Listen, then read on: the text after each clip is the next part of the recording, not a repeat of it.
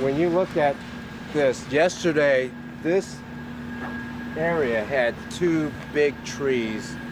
You can see the remains of them right here, right in the way. This is where our buses go, so obviously we can't run the school if we have these big trees in the way, in the parking lot or in the driveway. You can see another big tree smashed our fence, so we're gonna have to remove that part of the fence. We're gonna have to put up temporary fencing in order for us to feel like this school is prepared to open either on Monday or whenever we get power back on. You also notice that the wind was so strong, you can see over here where it pulled up all the roots. There's now a hole behind that, right? And you don't want kids, just accidentally strolling on the grounds, and so we'll put up some netting on that just to make sure kids are safe. I mean, the principal will do a good job, of course, of keeping kids out of the areas where they might possibly climb on these things, and we don't want them doing that. But that's the first consideration when you get here. You just notice right away all these big trees. Luckily, if you take a look at the building, and I've been inside, and we'll go inside in a minute, but the building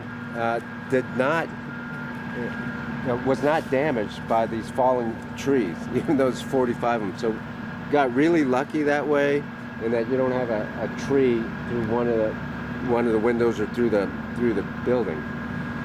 So let's keep going this way. This school has portables, so we're going to go back around here.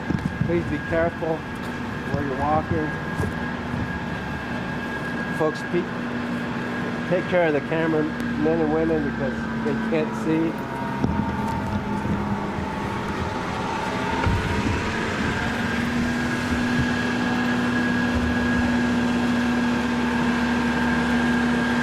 So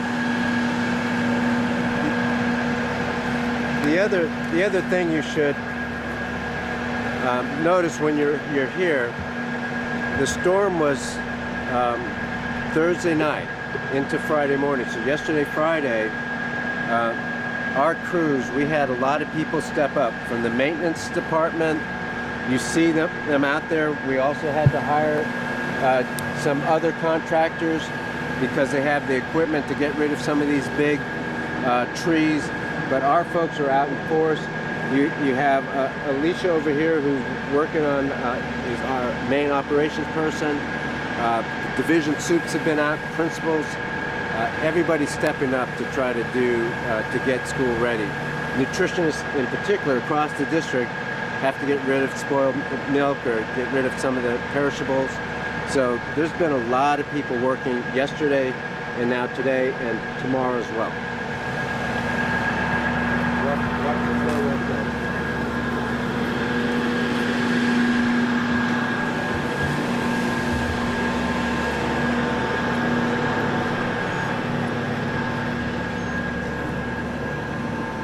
You can't see it, but there's a playground over there.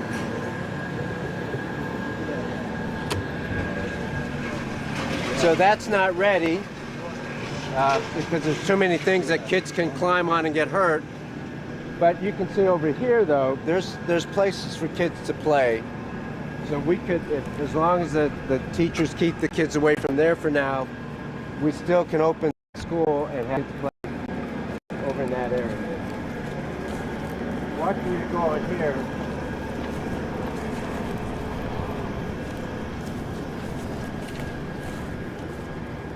So before we walk back here, just take a look. This is the portables, right? The temporary buildings that have been here non-temporarily, but some of these have been here 30, 40 years, and these needed maintaining anyway.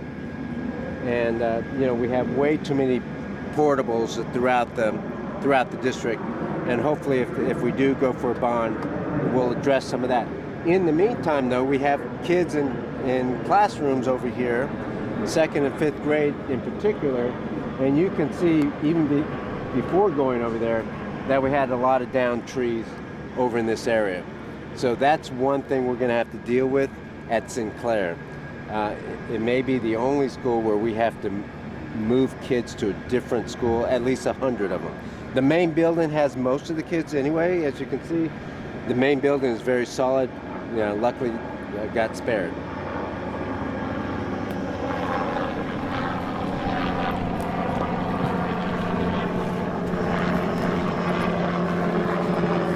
You can see the collapsed roof there. I want to take you over here now.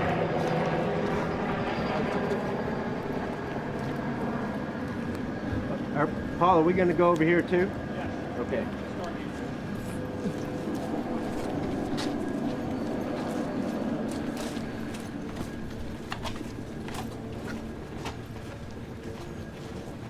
Yeah, just be careful. We've had our maintenance crew checking the some down lines over here in the back, or at least, and you can see how I would be very careful, guys.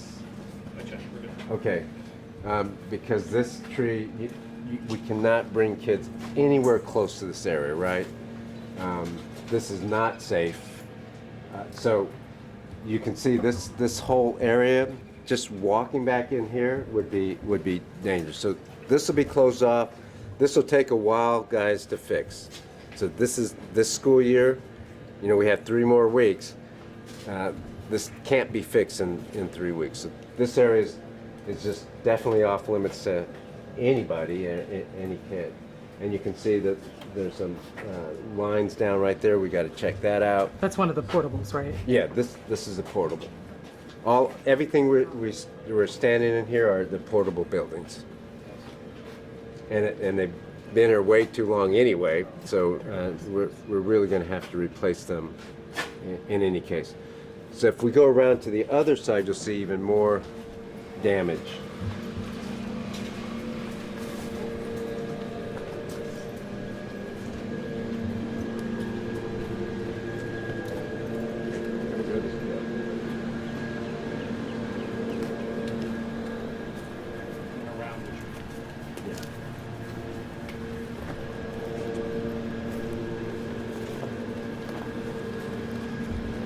Not under.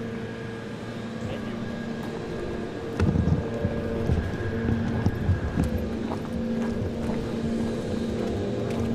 Cable.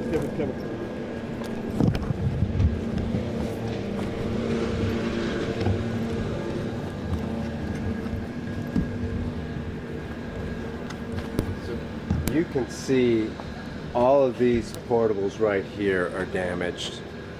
And then take a look down this way here. This tree, I mean, this is just unusable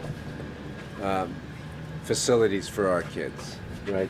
This whole area right back in here, we can't use. And that's why for Sinclair in particular, we had second graders. We think we can put the second graders in there in the main building, in the main building. As they're going to move some rooms around a little bit and some space. I think we can put the second graders in there. The principal's working on a plan right now. When we do go back, because I don't know when the power will be up here, but when the power's up and we get most of the unsafe area identified and roped off, and we clear away the other spaces, then the 5th grader may have to be transported to another building, another school. We got 3 weeks, but we're not going to waste 3 weeks. We still need our kids in school. We just need them to be safe, right? So you can, if you were to walk in that side, you see even more stuff. But I think this gives you a good picture of what we're dealing with at Sinclair. And again, you know, luckily, not too many schools are like this. I don't want to give the impression that, you know, we have a lot of schools. This is our most affected school, okay? And luckily the main building is spared. So.